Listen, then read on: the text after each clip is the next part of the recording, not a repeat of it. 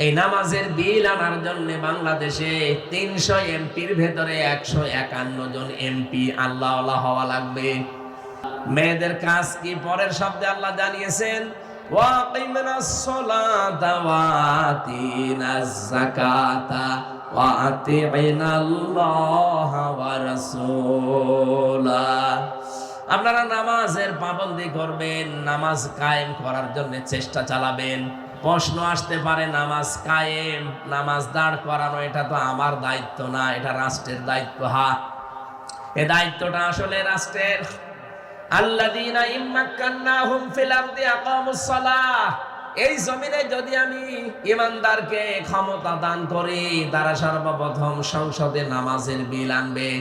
মা বোন যারা বসে আছেন, এই নামাজের বিল আনার জন্য বাংলাদেশে ৩০০ এমপির ভেতরে